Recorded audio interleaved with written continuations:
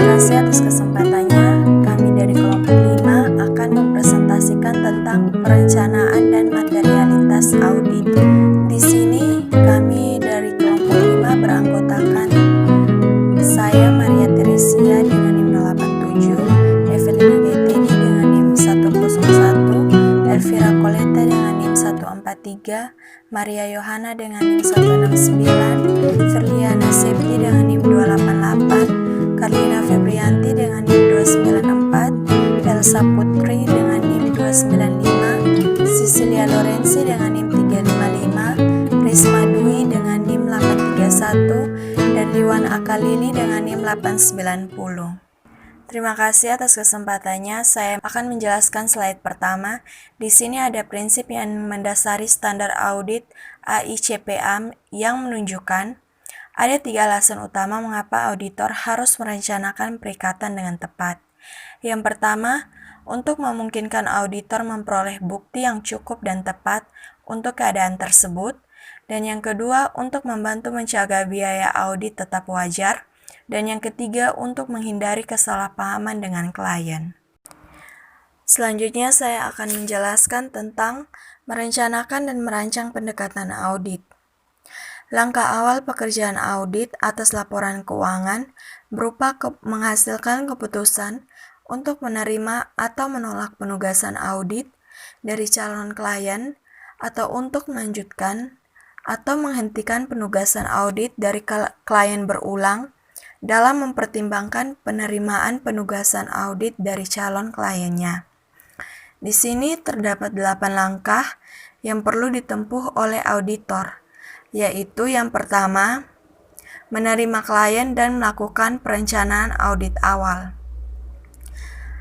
Dalam hal ini, terdapat hal-hal independensi yang berkaitan dengan auditor yang diklasifikasikan sebagai berikut. Yang pertama, ada hubungan keuangan dengan klien. Yang kedua, kedudukan dalam perusahaan. Yang ketiga, hubungan keluarga dan pribadi. Yang keempat, imbalan atas jasa profesional. Dan yang kelima, penerimaan barang atau jasa dari klien. Yang kedua, memahami bisnis dan industri klien.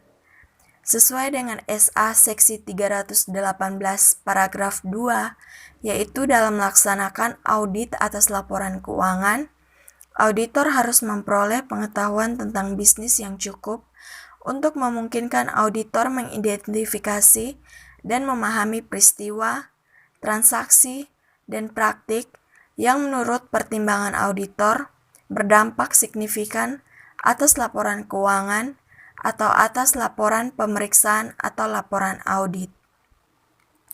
Yang ketiga, ada melaksanakan prosedur analitik pendahuluan. Di sini, dalam melaksanakan prosedur analitik pendahuluan, tujuan prosedur analitik tersendiri dalam perencanaan audit adalah untuk membantu dalam perencanaan sifat, saat, dan lingkup prosedur audit yang akan digunakan untuk memperoleh bukti saldo, akun, atau golongan transaksi tertentu. Untuk maksud ini, prosedur analitik perencanaan audit harus ditujukan untuk, yang pertama, meningkatkan pemahaman auditor atas bisnis klien dan transaksi atau peristiwa yang terjadi sejak tanggal audit terakhir, dan yang kedua, mengidentifikasi bidang yang kemungkinan mencerminkan risiko tertentu yang bersangkutan dengan audit. Yang keempat ada menetapkan materiality dan menilai risiko audit dalam kinerja. Sesuai dengan SA Seksi 312 paragraf 19, yaitu dalam merencanakan audit, auditor harus menggunakan pertimbangannya dalam menentukan tingkat risiko audit yang cukup rendah dan pertimbangan awal mengenai tingkat materialitas dengan suatu cara yang diharapkan dalam keterbatasan bawaan dalam proses audit dapat memberikan bukti audit yang cukup untuk mencapai keyakinan memadai bahwa laporan keuangan bebas dari salah saji material. Yang kelima adalah mengidentifikasi risiko yang signifikan karena penipuan atau kesalahan. Di sini, salah saji yang timbul dari kecurangan dalam pelaporan keuangan adalah salah saji atau penghilangan secara sengaja jumlah atau pengungkapan dalam laporan keuangan untuk mengelabui pemakaian laporan keuangan. Kecurangan dalam laporan keuangan dapat menyangkut tindakan seperti yang disajikan berikut ini. Yang pertama ada manipulasi, pemalsuan, atau perubahan catatan akuntansi atau dokumen pendukungnya yang menjadi sumber data bagi penyajian laporan keuangan. Yang kedua ada representasi yang salah dalam atau penghilangan dari laporan keuangan, transaksi, atau informasi signifikan. Dan yang ketiga ada salah penerapan secara sengaja prinsip akuntansi yang berkaitan dengan jumlah, klasifikasi, cara penyajian, atau pengungkapannya. Yang keenam ada menilai risiko inheren. Dalam hal ini, risiko dapat timbul dari berbagai faktor yang mempengaruhi klien dan lingkungannya. Contohnya, yaitu kompetitor, teknologi baru, kondisi industri, dan regulatory environment. Berbagai faktor yang perlu dipertimbangkan oleh auditor tentang kondisi khusus dan risiko luar biasa yang mungkin berdampak terhadap penerimaan penugasan audit dari calon klien dapat diketahui dengan cara sebagai berikut. Yang pertama, mengidentifikasi pemakaian laporan audit. Yang kedua, mendapatkan informasi tentang stabilitas keuangan dan legal calon klien di masa depan. Dan yang ketiga, mengevaluasi kemungkinan dapat atau tidaknya laporan keuangan calon klien di audit. Selanjutnya, ada memahami pengendalian internal dan menilai risiko pengendalian. Dalam hal ini, untuk menerima penugasan audit, sebelumnya auditor harus memahami integritas manajemen agar auditor mendapatkan keyakinan bahwa manajemen perusahaan klien dapat dipercaya. Berbagai cara yang dapat ditempuh oleh auditor dalam mengevaluasi integritas manajemen antara lain sebagai berikut. Yang pertama, melakukan komunikasi dengan auditor pendahulu. Yang kedua, meminta keterangan kepada pihak ketiga. Yang keempat, meminta keterangan dari pegawai perusahaan. Dan yang kelima, mengamati aktivitas dan operasional entitas. Yang terakhir ada menyelesaikan audit secara keseluruhan. Dalam hal ini, untuk mempermudah pelaksanaan, maka auditor harus menyusun program yang direncanakan secara logis untuk prosedur-prosedur audit bagi setiap pemeriksaan. Program pemeriksaan juga merupakan suatu alat pengendalian di mana pemeriksa dapat menyesuaikan pemeriksaannya dengan anggaran dan jadwal yang telah ditetapkan dalam standar profesional akuntan publik. Audit plan sendiri merupakan pengembangan strategi menyeluruh pelaksanaan dan lingkup audit yang diharapkan disusun segera setelah manajemen letter atau surat perikatan yang disetujui klien. Tujuan audit plan untuk mencapai keyakinan yang memadai guna mendeteksi salah saji yang diyakini jumlahnya besar, baik secara individual maupun secara keseluruhan yang secara kuantitatif berdampak material terhadap laporan keuangan. Isi audit plan mencangkup hal-hal mengenai klien seperti bidang usaha klien, alamat klien, nomor telepon klien. Yang berikut adalah hal-hal yang mempengaruhi klien seperti majalah atau surat kabar. Nah, yang berikutnya lagi adalah rencana kerja auditor. Rencana kerja auditor ini terdiri dari waktu pemeriksaan, jenis jasa yang diberikan, hal-hal tambahan, bantuan yang dapat diberikan klien. Perencanaan audit melibatkan 4 hal yang harus dilakukan di awal audit. Perencanaan audit sendiri meliputi pengembangan strategi menyeluruh untuk merencanakan pelaksanaan audit. Nah, perencanaan audit sangat dipengaruhi oleh informasi yang diperoleh dalam tahapan pertimbangan penerimaan penugasan audit. Auditor melibatkan 4 hal yang harus dilakukan di awal audit. Yang pertama itu, auditor memutuskan apakah akan menerima klien baru atau terus melayani klien yang sudah ada. Penentuan ini biasanya dibuat oleh auditor berpengalaman yang berada dalam posisi untuk membuat keputusan penting. Auditor ingin membuat keputusan ini lebih awal, sebelum mengeluarkan biaya signifikan yang tidak dapat diperoleh kembali. Nah, yang kedua itu, auditor mengidentifikasi mengapa klien menginginkan atau membutuhkan audit. Informasi ini kemungkinan besar akan mempengaruhi bagian sisa dari proses perencanaan. Nah, yang ketiga itu, untuk menghindari kesalahpahaman, auditor memperoleh pemahaman dengan klien tentang ketentuan perikatan.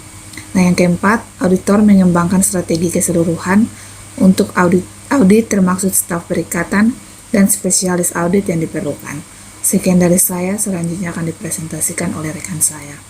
Faktor-faktor pentingnya memahami bisnis dan industri dari klien. Yang pertama, teknologi informasi menghubungkan perusahaan klien dengan pelanggan dan pemasok utama. Akibatnya, auditor membutuhkan pengetahuan yang lebih besar tentang pelanggan dan pemasok utama serta risiko terkait. Yang kedua, penurunan signifikan baru-baru ini dalam kondisi ekonomi di seluruh dunia cenderung meningkatkan risiko bisnis klien secara signifikan. Auditor perlu memahami sifat bisnis klien untuk memahami dampak penurunan ekonomi besar pada laporan keuangan klien dan kemampuan untuk melanjutkan sebagai kelangsungan usaha. Yang ketiga, klien telah memperluas operasi secara global, seringkali melalui usaha patungan atau aliansi strategis. Yang keempat, teknologi informasi mempengaruhi proses internal klien, meningkatkan kualitas dan ketepatan waktu informasi akuntansi. Yang kelima, meningkatnya kepentingan modal manusia dan aset tak berwujud lainnya telah meningkatkan kompleksitas akuntansi dan pentingnya pertimbangan dan estimasi manajemen. Selanjutnya saya akan menjelaskan strategi understanding of the client, business, and industry. Terdapat beberapa bagian. Yang pertama, industry and external environment. Terdapat 3 alasan utama untuk memperoleh pemahaman yang baik tentang industri klien dan lingkungan eksternal. Yang pertama, risiko yang terkait dengan industri tertentu dapat mempengaruhi penilaian auditor atas risiko bisnis klien dan risiko audit yang dapat diterima dan bahkan dapat mempengaruhi auditor untuk tidak menerima perikatan dalam industri yang berisiko seperti industri jasa keuangan dan asuransi kesehatan. Yang kedua, banyak risiko umum terjadi pada semua klien di industri tertentu. Kekerapan dengan risiko tersebut membantu auditor dalam menentukan relevansinya dengan klien saat menilai risiko bisnis klien dan risiko salah saji material. Contohnya, keusangan persediaan potensial dalam industri pakaian mode, risiko pengumpulan piutang dalam industri pinjaman konsumen, dan risiko cadangan kerugian dalam industri asuransi kecelakaan. Yang ketiga, banyak industri memiliki persyaratan akuntansi unik yang harus dipahami auditor untuk mengevaluasi apakah laporan keuangan klien sesuai dengan standar akuntansi. Misalnya, jika auditor melakukan audit terhadap pemerintahan kota, auditor harus memahami persyaratan akuntansi dan audit pemerintahan. Yang kedua, business operation and process. Operasi klien bisnis sangat membantu dalam memperoleh pemahaman yang lebih baik tentang operasi bisnis klien karena memberikan kesempatan untuk mengamati operasi secara langsung. Yang ketiga, manajemen and governance. Tata kelola perusahaan mencakup struktur organisasinya serta kegiatan dewan direksi dan komite audit. Dewan direksi yang efektif membantu memastikan bahwa perusahaan hanya mengambil risiko yang sesuai, sedangkan komite audit melalui pengawasan pelaporan keuangan dapat mengurangi kemungkinan akuntansi yang berlebih. Untuk mendapatkan pemahaman tentang sistem tata kelola klien, auditor harus memahami bagaimana Dewan dan Komite Audit melakukan pengawasan termasuk mempertimbangkan kode etik perusahaan dan evaluasi perusahaan. Yang keempat, objektif dan strategi.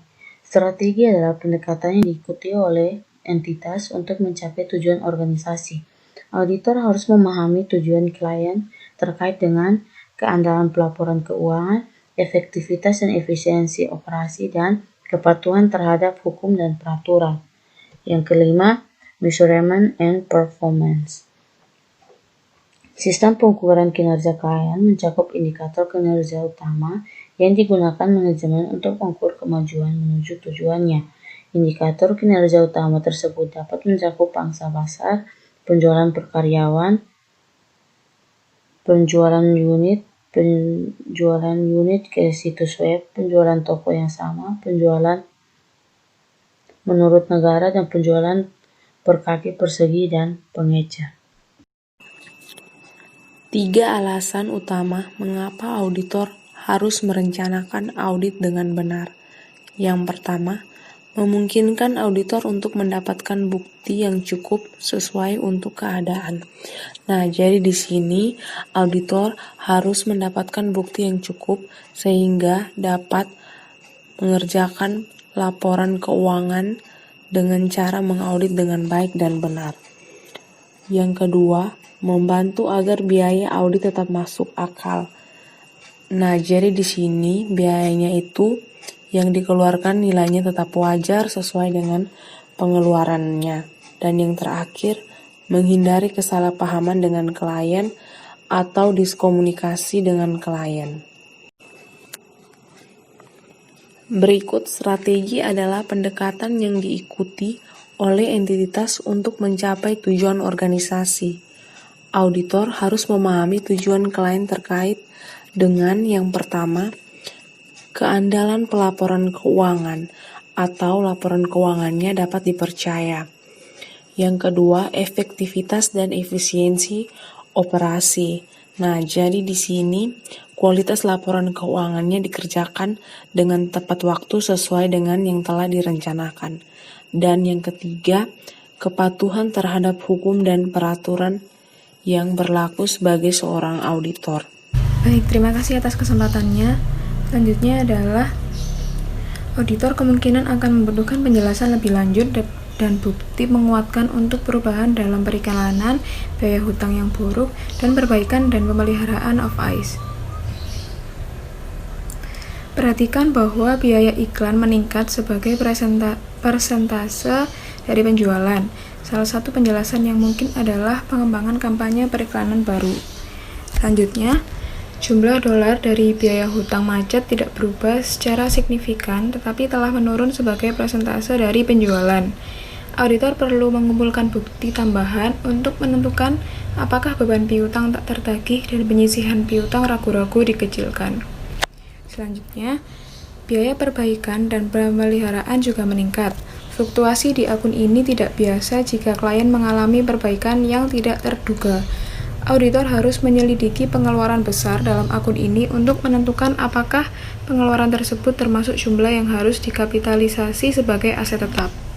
Selanjutnya adalah auditor menghadapi 3 kesulitan utama dalam mengalokasikan materialitas ke akun neraca. Jadi yang pertama, auditor mengharapkan akun tertentu memiliki lebih banyak kesalahan penyajian daripada yang lain. Yang kedua, baik pernyataan berlebihan maupun pernyataan yang terlalu rendah harus dipertimbangkan. Dan yang ketiga, biaya audit relatif mempengaruhi alokasi. Selanjutnya, saya akan menjelaskan mengenai langkah keempat dalam perencanaan audit. Jadi, langkah keempat dalam perencanaan audit adalah membuat penilaian awal tentang materialitas audit. Materialitas sendiri adalah pertimbangan utama dalam menentukan laporan audit yang tepat untuk dilaporkan.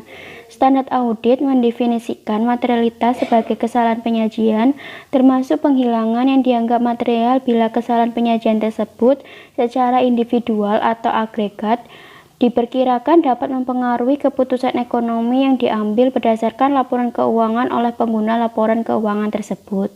Ada 5 langkah untuk menetapkan materialitas seperti yang ditunjuk gambar 8/5.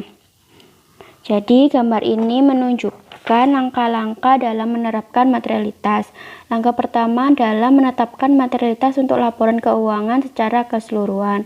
Jadi di langkah pertama ini mengharuskan auditor untuk memutuskan jumlah gabungan salah saji dalam laporan keuangan yang akan mereka anggap material di awal pengauditan bersamaan dengan ketika mereka mengembangkan strategi audit secara keseluruhan. Pertimbangan materialitas awal merupakan jumlah maksimal di mana auditor yakin dapat terjadi salah saji dalam laporan keuangan, namun tidak mempengaruhi keputusan-keputusan para pengguna yang rasional. Auditor menetapkan pertimbangan materialitas awal ini untuk membantunya dalam merencanakan pengumpulan bukti-bukti audit yang tepat. Makin kecil jumlah rupiah dalam penilaian awal, makin banyak bukti audit yang harus dikumpulkan. Kemudian langkah kedua adalah menentukan materialitas kinerja. Auditor menentukan materialitas kinerja, yaitu materialitas untuk segmen audit, golongan transaksi, saldo akun, atau pengungkapan. Hal ini perlu dilakukan karena auditor mengumpulkan bukti per segmen dan bukan untuk laporan keuangan secara keseluruhan yang nantinya akan membantu auditor dalam memutuskan bukti audit yang tepat yang harus dikumpulkan. Ketika auditor mengalokasikan pertimbangan pendahuluan tentang materialitas ke saldo akun, materialitas yang dialokasikan ke saldo akun tertentu itu sebagai salah saji yang dapat ditoleransi. Kedua langkah di atas yang telah saya jelaskan, yaitu langkah pertama dan langkah kedua merupakan bagian dari perencanaan. Kemudian langkah ketiga adalah perkiraan total salah saji dalam segmen. Salah saji yang diketahui adalah salah saji dalam akun yang jumlahnya dapat ditentukan oleh auditor. Salah saji yang mungkin terbagi menjadi dua jenis, yaitu salah saji yang berasal dari perbedaan antara pertimbangan manajemen dan auditor tentang estimasi saldo akun. Contohnya adalah perbedaan estimasi penyisian piutang tak tertagih atau kewajiban garansi. Jenis kedua adalah proyeksi salah saji berdasarkan pengujian auditor atas sampel dari suatu populasi. Contohnya adalah auditor menggunakan salah saji yang ditemukan, yaitu 6 dari jumlah sampel 200 untuk mengestimasi total salah saji yang mungkin dalam persediaan. Total ini disebut estimasi atau proyeksi atau ekstrapolasi karena hanya sampel yang diaudit, bukan keseluruhan populasi. Kemudian langkah keempat adalah memperkirakan gabungan salah saji. Jadi jumlah salah saji yang diproyeksikan dalam langkah ketiga untuk setiap akun kemudian digabungkan dalam kertas kerja. Kemudian langkah terakhir yaitu langkah kelima adalah membandingkan perkiraan gabungan dengan penilaian awal atau revisi tentang materialitas. Nah, langkah terakhir ini setelah dilakukan langkah ketiga dan langkah keempat yaitu menggabungkan salah saji yang mungkin dibandingkan dengan materialitas. Materialitas dan risiko merupakan hal yang penting dalam perencanaan audit dalam perancangan pendekatan audit. Paragraf pendapat dalam laporan audit mengandung dua pernyataan penting yang secara langsung berhubungan dengan materialitas dan risiko, yang bertujuan untuk memberitahukan pemakai laporan bahwa auditor mendasarkan kesimpulan pendapat mereka pada pertimbangan profesional dan tidak menjamin adanya penyajian yang wajar dari laporan keuangan tersebut. Nah, ketiga langkah terakhir, yaitu langkah ketiga, keempat, dan kelima, seperti yang ditunjukkan pada kelompok 2 gambar 8-5 merupakan bagian dari evaluasi hasil pengujian audit. Ada prosedur analitis dapat dilaksanakan pada salah satu dari ketiga waktu selama penugasan, yaitu yang pertama, prosedur analitis diwajibkan dalam tahap perencanaan untuk membantu menentukan sifat luas dan pendapatan waktu prosedur audit. Di sini membantu auditor mengidentifikasi hal-hal signifikan yang nantinya memerlukan perhatian khusus dalam penugasan. Contohnya seperti perhitungan perputaran dalam persediaan sebelum pengujian harga persediaan dilakukan dapat menunjukkan kebutuhan akan perhatian khusus selama pengujian tersebut. Yang kedua, ada prosedur analitis seringkali dilakukan selama tahap pengujian audit sebagai pendukung substantif untuk mendukung saldo akun. Di pengujian ini seringkali dilakukan dalam hubungan dengan prosedur audit lainnya. Sebagai contoh, bagian setiap polis asuransi dibayar di muka dapat dibandingkan dengan polis yang sama untuk tahun sebelumnya sebagai bagian dari pengujian atas asuransi dibayar di muka. Yang ketiga, ada prosedur analitis juga diwajibkan selama tahap penyelesaian audit. Pengujian semacam ini berfungsi sebagai review akhir atas salah saji yang material atas masalah keuangan dan membantu auditor untuk mengambil pandangan objektif akhir pada laporan keuangan yang telah diaudit. Biasanya seorang partner senior yang memiliki pengetahuan yang luas atas bisnis klien melakukan prosedur analitis sebagai review akhir terhadap file audit dan laporan keuangan untuk mengidentifikasikan kemungkinan ketidaktelitian dalam audit. Selanjutnya, ada kegunaan prosedur analitis sebagai bukti audit sangat bergantung pada auditor yang mengembangkan ekspektasi tentang berapa saldo akun atau rasio yang harus dicatat tanpa memperhatikan jenis prosedur analitis yang digunakan dalam setiap kasus. Auditor akan membandingkan data dengan yang pertama ada data industri. Perbandingan ini dilakukan untuk menggambarkan bagaimana perkembangan ekspektasi dengan menggunakan data industri agar dapat memberikan informasi yang berguna tentang kinerja klien. Manfaat paling penting dari perbandingan industri ini membantu memahami bisnis klien dan sebagai indikasi atas kemungkinan adanya kegagalan keuangan. Lalu yang kedua ada data periode sebelumnya yang serupa. Prosedur analitis dalam membandingkan data klien dengan data periode sebelumnya yang serupa, yaitu ada membandingkan saldo tahun berjalan dengan tahun sebelumnya, membandingkan rincian total saldo dengan rincian yang serupa untuk tahun sebelumnya, dan menghitung rasio dan hubungan persentase untuk dibandingkan dengan tahun sebelumnya. Yang ketiga ada hasil yang diharapkan yang ditentukan klien. Di sini kebanyakan perusahaan menyiapkan anggaran atau budget untuk berbagai aspek operasi dan hasil keuangannya. Karena anggaran merupakan ekspektasi klien selama periode berjalan. Auditor harus menyelidiki perbedaan yang paling signifikan antara hasil yang dianggarkan dengan hasil aktual. Karena area ini dapat mengandung salah saji yang potensial jika tidak ada perbedaan. Salah saji tidak mungkin terjadi apabila data klien dibandingkan dengan anggaran. Di sini terdapat kepentingan khusus dalam membandingkan data dengan anggaran. Yang pertama, auditor harus mengevaluasi apakah anggaran itu merupakan rencana yang realistis. Yang kedua, kemungkinan bahwa informasi keuangan saat ini telah diubah oleh personel klien agar sesuai dengan anggaran. Keempat, hasil yang diharapkan yang ditentukan oleh auditor. Perbandingan umum lainnya antara data klien dengan hasil yang diharapkan terjadi ketika auditor menghitung saldo yang diharapkan untuk dibandingkan dengan saldo aktual. Dengan kata lain, pada jenis prosedur analitis ini, auditor membuat estimasi tentang rupa saldo akun yang seharusnya dengan menghubungkannya dengan beberapa akun neraca atau akun laporan laba rugi lainnya, atau membuat proyeksi berdasarkan beberapa tren historis. Lalu yang terakhir, yang nomor 5, hasil yang diharapkan dengan menggunakan data non-keuangan.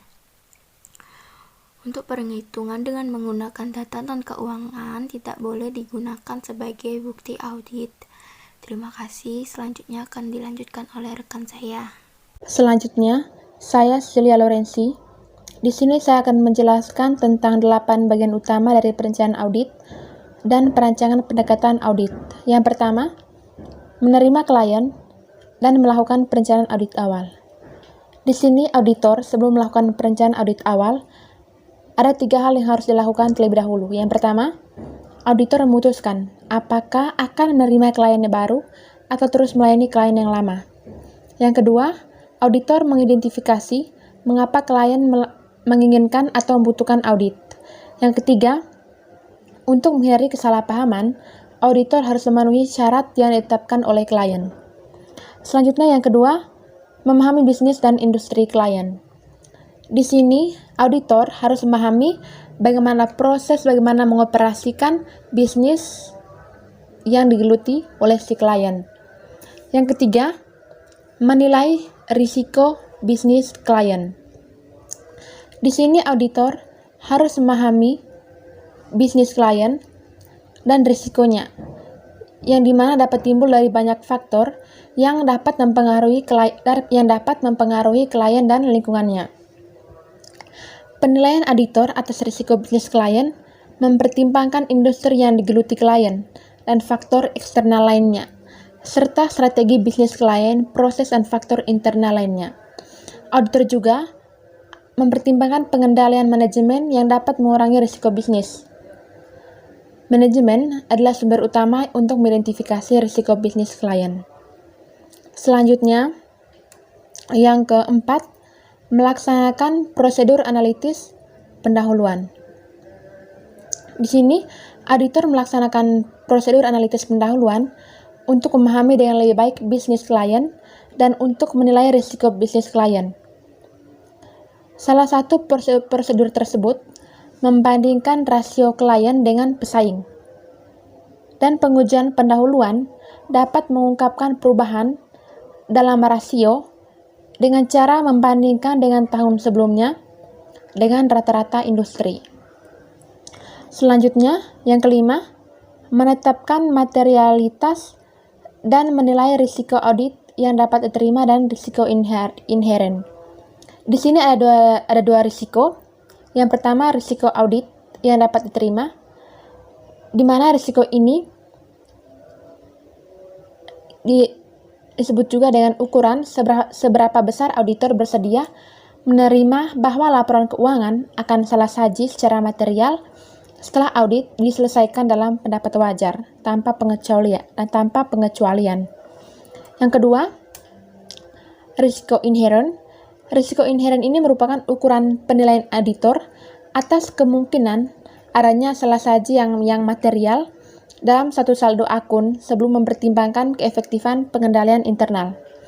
Jadi kedua jenis risiko di atas sangat mempengaruhi pelaksanaan dan biaya audit, serta membantu menentukan jumlah bukti yang harus dikumpulkan. Yang ke-6, memahami pengendalian internal dan menilai risiko pengendalian. Jadi di sini auditor dalam menilai risiko klien, mereka juga harus berusaha untuk mencari jalan keluar dari risiko yang dihadapi oleh klien dan mengatasi kesulitan-kesulitan yang dihadapi oleh si klien. Yang ketujuh, mengumpulkan informasi untuk menilai risiko kecurangan. Jadi di sini klien akan mencari informasi agar mereka bisa menilai risiko kecurangan, di mana risiko kecurangan ini merupakan risiko yang disengaja yang dilakukan oleh si klien maupun orang dari luar klien atau yang tidak berhubungan secara langsung dengan klien. Yang kedelapan, ini yang terakhir, itu mengembangkan perencanaan audit dan program audit secara keseluruhan. Jadi setelah mengatasi semua risikonya dan mencari jalan keluarnya dan mengatasi semua kesulitannya, yang terakhir ini, si auditor akan mengembangkan perencanaan auditnya dan melakukan program audit secara keseluruhan. Terima kasih, selanjutnya akan dijelaskan oleh rekan saya.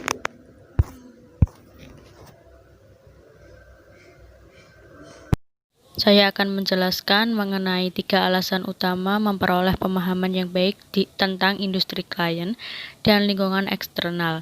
Yang pertama yaitu risiko yang terkait dengan industri tertentu dapat mempengaruhi penilaian auditor atas risiko bisnis klien, dan risiko audit yang dapat diterima dan bahkan dapat mempengaruhi auditor untuk tidak menerima perikatan dalam industri yang berisiko, seperti industri jasa keuangan dan asuransi kesehatan. Yang kedua, banyak risiko umum bagi semua klien di industri tertentu. Keakraban dengan risiko tersebut membantu auditor dalam menentukan relevansinya dengan klien saat menilai risiko bisnis klien dan risiko salah saji material. Contohnya termasuk persediaan potensial usang dalam industri pakaian mode, risiko pengumpulan piutang dalam industri pinjaman konsumen, dan risiko cadangan kerugian dalam industri asuransi kecelakaan. Yang ketiga, banyak industri memiliki persyaratan akuntansi unik yang harus dipahami auditor untuk mengevaluasi apakah laporan keuangan klien sesuai dengan standar akuntansi. Misalnya, jika auditor melakukan audit terhadap pemerintah kota, auditor harus memahami persyaratan akuntansi dan audit pemerintahan. Persyaratan akuntansi untuk unik ada untuk perusahaan konstruksi, rel kereta api, organisasi nirlaba, lembaga keuangan, dan banyak organisasi lainnya. Sekian, terima kasih. Selanjutnya akan dilanjutkan oleh rekan saya. Iya, selanjutnya ada menerima klien dan melakukan perencanaan audit awal. Di sini kita membahas beberapa poin, yaitu ada penerimaan dan kelanjutan klien, yang dimana di situ ada subpoin lagi, yaitu apakah perlu menerima investigasi klien baru ataukah memilih klien yang lama, gitu kan ya, atau melanjutkan klien yang lama. Lalu ada juga poin kedua, yaitu identifikasi alasan klien untuk melakukan audit. Lalu poin ketiga, mendapatkan pemahaman dengan klien, pemahaman tentang klien. Lalu poin keempat, yaitu adalah mengembangkan strategi audit secara keseluruhan, yang dimana memiliki subpoin, yaitu memilih staf untuk penugasan auditor, evaluasi kebutuhan akan spesialis luar. Untuk yang poin pertama, yaitu adalah penerimaan dan kelanjutan klien, di mana di sini auditor memutuskan apakah auditor akan menerima klien baru atau meneruskan untuk melayani klien yang sudah ada atau yang telah ditangani sebelumnya, gitu kan. Nah, penentuan ini biasanya dibuat oleh auditor ya yang berpengalaman, yang berada pada posisi untuk membuat keputusan tersebut. Ya. Lalu auditor ketika ingin membuat keputusan ini, maka akan mengeluarkan biaya yang signifikan. Apakah perlu memilih klien baru, di mana ketika auditor menerima klien baru, maka memerlukan adanya investigasi dan sebelum menerima klien baru, sehingga mengetahui mungkin dari segi histori yang histori perusahaan ya, yang apakah perusahaan itu dalam keadaan yang sangat buruk ataukah pernah melakukan banyak kecurangan seperti itu. Dalam hal ini maka investigasi ya atau penelusuran perusahaan itu menentukan adanya penerimaan kriteria yang menjadi kriteria penerimaan auditor tersebut. Nah, lalu untuk subpoin yang kedua, yaitu klien yang berkelanjutan atau memilih klien yang pernah ditangani atau yang pernah ada sebelumnya, maka perusahaan perlu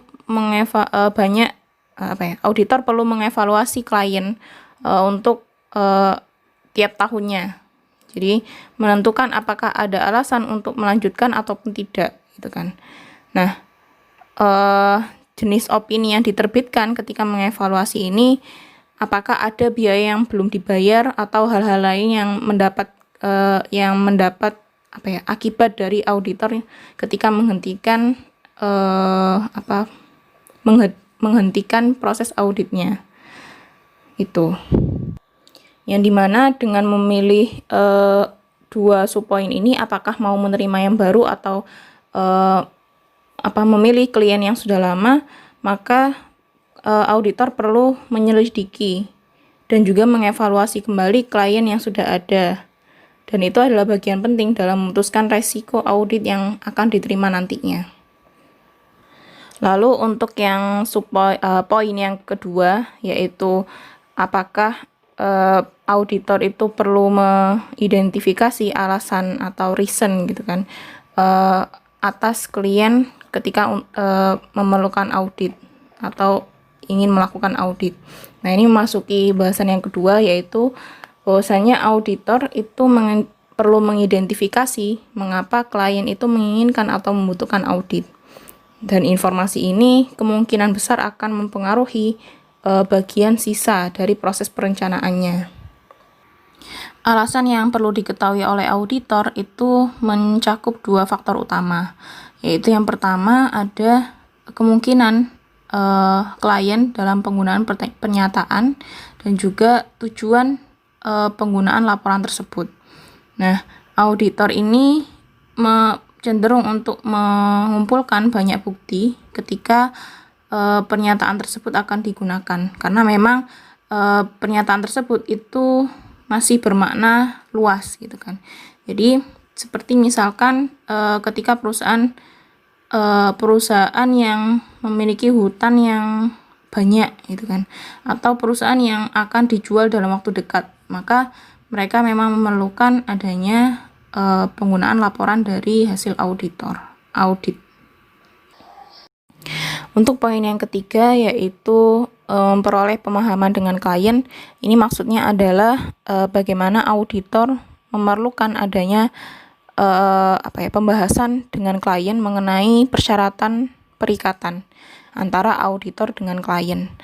Nah, ini juga salah satunya tujuannya untuk menghindari kesalahpahaman atau miscommunication antara klien dengan auditor. Misalkan suatu ketika misalkan klien mengaku bahwasanya tidak ada persyaratan antara auditor dengan klien, maka itu menjadi suatu yang bisa dibantah, karena memang auditor sudah pernah menyampaikan bagaimana persyaratan dalam perikatan audit. Nah, ini yang menentukan juga terhadap jalannya peraturan jalannya audit itu yang ditetapkan oleh auditor. Nah, lalu yang poin keempat terakhir ya, yaitu auditor itu perlu mengembangkan strategi secara keseluruhan untuk proses auditnya. Ya. Dan seperti misalkan auditor perlu mengganti atau mengembangkan staf penugasan dengan cara mengganti dengan staf yang lebih baik, atau juga misalkan spesialis audit yang diperlukan. Nah, audit misalkan memerlukan adanya spesialis yang baru yang memang dibutuhkan ketika memang menghadapi berbagai macam permasalahan audit. Seperti itu.